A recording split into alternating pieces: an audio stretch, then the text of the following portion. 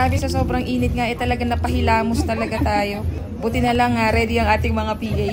At ayun na nga, binisita natin ang largest unfinished Catholic church in the world na matatagpuan sa Barcelona, Catalonia, Spain. Tinatawag itong Sagrada Familia o Holy Family dahil ang design nito is to honor Jesus' family with towers representing him, his mother, the 4 evangelists, and the 12 apostles.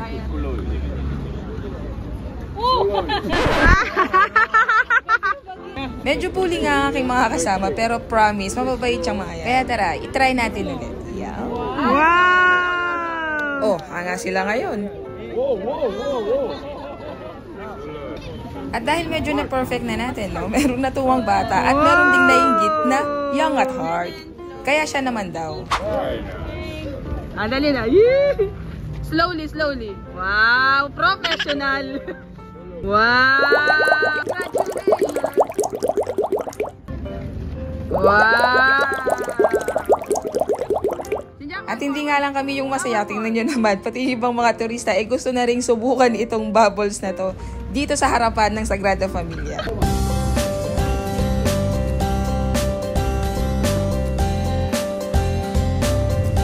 Hi! Napapasok tayo sa simbahan. Ayan, ito yung another church.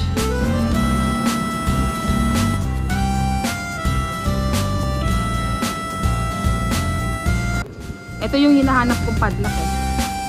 Ito yung padlock na hindi mo na mabubuksan kahit kailan. Hi, kabayan!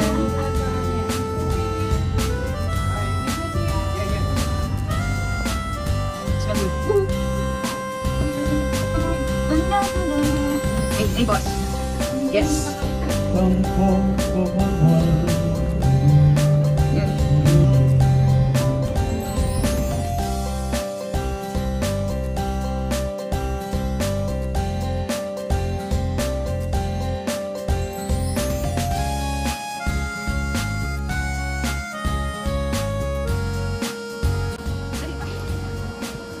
Mga pagkain, simbahan, leisure. Don't kill. Para itong Champs-Élysées ng Paris, France. Bilihan ito ng mga branded na gamit. Pero ito talaga ang pinunta natin. Ang Casa Mila o mas kilala ng mga lokal na La Pedrera. Ito ang most iconic work of civic architecture gawa ni Antoni Gaudi noong 1906 to 1912.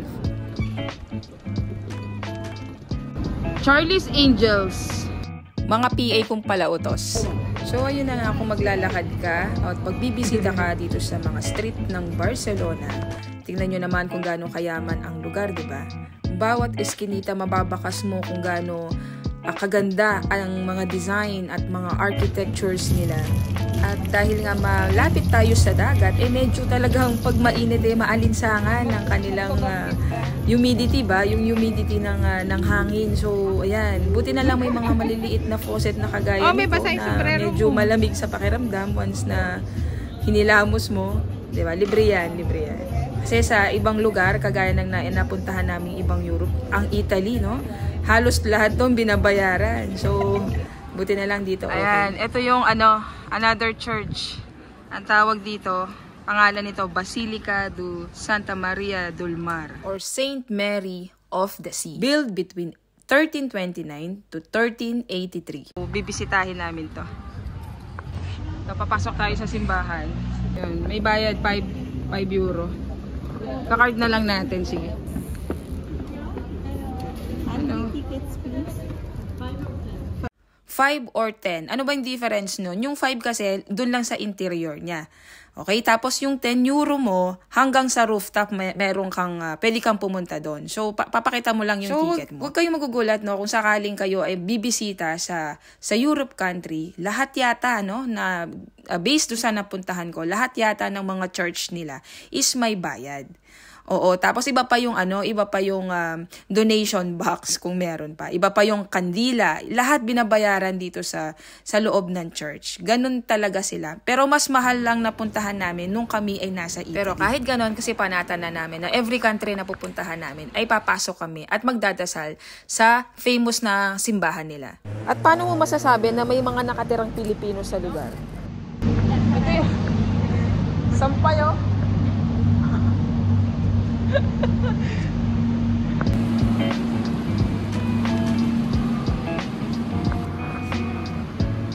Leather bag.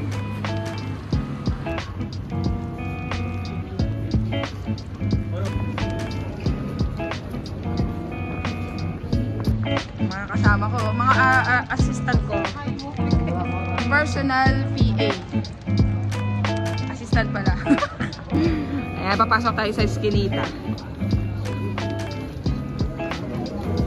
Tingnan nyo gaano ano ang kultura nila, di ba? Wow. Parang nasa ano lang tayo, ah. Wow, yung mga ano ko, alalay, oh. Nilibre ko lang yung mga yan. Oh. Ayan guys, itong video na to, ginawa ko to, no? Para sa mga gustong pumunta o hindi pa nakarating dito sa Spain. Uy, may aso, oh.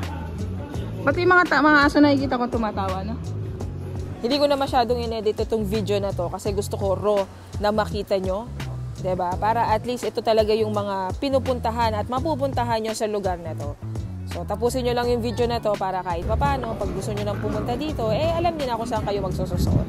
At dahil hindi namin alam kung saan kami talaga pupunta, at itong Google Map na to, hindi ko alam paano ba to. Hindi sumusunod sa aming gusto. Nagtanong-tanong na kami at naghanap kami ng mga Pilipino. Ate, kamukha niya to, amo. Buisit. Wow. Ay, bawal mag-video dito kung hindi ka bibili ng mga 100 euro. Hi ate, ano pangalan mo? Hi, kabayan. And aside nga sa Google Map, meron tayong Pinoy Map. So, nagtanong tayo kay ate. Ano to? Borne po to. Borne. Sar kayo dun sa ginagawang daan, yun ang bote ko. Makikita nyo Plaza Jauma, Bisbe, Katedral, at saka yung iba pa po. Yung mga kalye ng Antigua. Merci. Thank you po. Iputin nyo para maganda siya. Kasi ma-explore nyo ang Barcelona. Kaya, saan po dito yung sabi nila, yung Quiapo ng mga Pilipino? Sa part ng Costa yun. Malayo yun? Rabal, Walking Costa. Dito lang? Parang kasi nyo eh. Yun lang ang kagandahan dito sa Barcelona. Kasi ang tourist spot, lang siya, bilog lang. No? Kayang lakarin. Kayang lakarin. Ano kasi, yung Quiapo, ano yung Quiapo? Walking Costa. Waken. Costa. Kaliwang ng Costa. Okay. Ng mga gulay ng mga Pilipino. Kaya itinitignan namin yan. Sige. Ma'am, salamat po ha, ma'am ha. Maraming salamat. Sa ano po kami? Sa Paris po. Sa Paris. Oo, sa Paris, France. Oo. Torrefel. Galing na kayo doon? Pag pumunta kayo doon, libre kayong tulog sa amin. Of course. Okay. Sige, salamat po at nice to meet you po, kabayan ha. Okay. Marami doon? Sige po, maraming salamat. Pablo Picasso. Diba, magtanong ka lang sa mga Pilipino, meron ka ng Google Map, meron ka pang update sa lugar, at may mga pa-warning pa sa mga pickpockets na yan, yung mga magnanakaw na yan sa lugar. Diba? At huwag rin natin kalimutan bisitahin ng kanilang mga pagkain natural dito. Usually, mga pagkain nila parang mga longganisa din sa atin at mga hamon. Itong kanilang public market. Yan. Ewan ko guys, pero the best talaga yung mga hamon nila dito, yung mga chipolata nila dito. Iba yung lasa nila, sobrang malinamnam, napakasarap talaga. So, para sa akin kung bibisita kayo dito sa Spain, make sure na may mga uwi kayong mga meat products nila kagaya ng nakikita nyo dito sa market. Kasi napakasarap talaga, tsaka talagang well-preserved sila. Tingnan mo, gaya nito, mga makalumang pag-iimbak nila, 'di ba? Na maintain nila. So, ang sarap talaga. So, kailangan na talagang nakabili ka at nakauwi ka ng pasalubong mula dito sa Spain.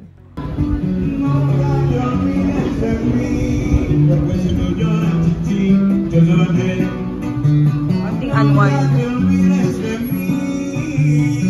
At kahit sa Spain nga guys, talaga namang ramen pa rin ang aming hinahanap, di ba? So hinanap namin yung pinaka malapit sa aming nilalakaran kasi medyo pagod na sila Inday. Ayan, so ayan, ito yung aming napuntahan. Medyo may pagka-anime. Ayan, nakita nyo ba sila Sailor Moon, sila Monkey D. Luffy. Ayan. So pang ramen talaga, pang Japanese talaga. So ito yung pinuntahan namin for today's lunch dito sa Spain. Monkey D. Luffy.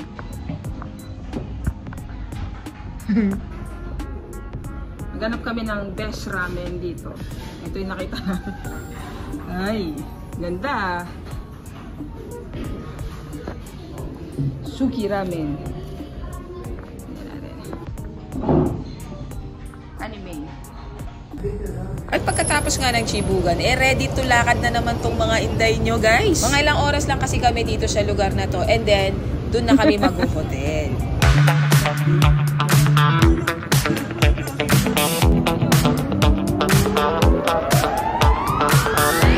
At dahil nakalimang hakbang nga sila, guys, napagod na tong mga to. Kaya naman pumasok kami sa isang body massage and foot massage plus manicure pa. Grabe naman ang pinunta namin dito, guys.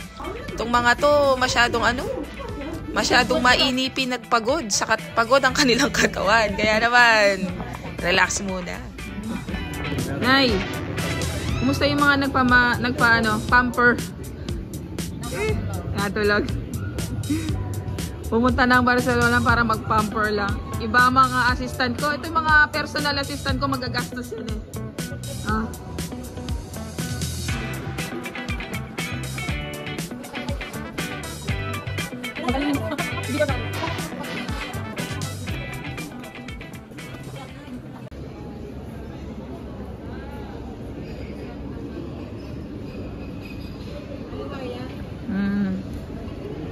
Oh, parang sarap buhay ito mga PA ko, guys. Kita nyo yung mga yan.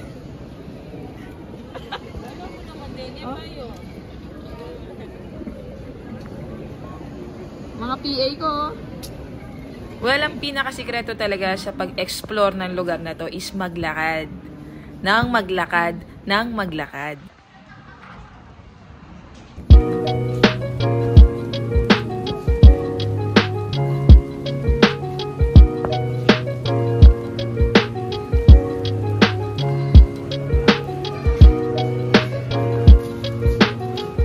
Dinanong na rin assistant ko.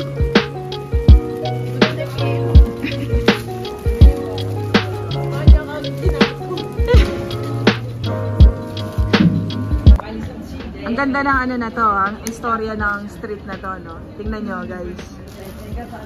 Tingnan nyo.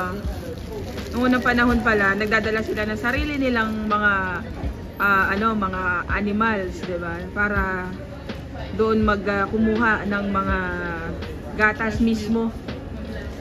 Maglako ng gatas para sa mga bahay-bahay dito sa lugar na to. Galing, diba? Ito nga pala yung PA ko, guys. At hindi nga makukumpleto ang bisita mo dito kung hindi ka nakabili ng Donkey. Para walang away pagdating, 3 box na agad ang aming inuwi. At ano pa nga ba ang pwedeng makita dito? Tara, ikot pa tayo. Tanim ako. Pwede ka pala magtanim nito, guys. Mga binhiyan, oh, yan. Winter watermelon seeds, yan. Medyo pasintabi sa video, guys. Tapos yan. Dito ko. Ito, ay may kamatis na iba't iba. Rainbow kamatis na, yung rainbow na kamatis. Ito, pero ito yung pinakamatindi. Vietnam milk melon. Ito.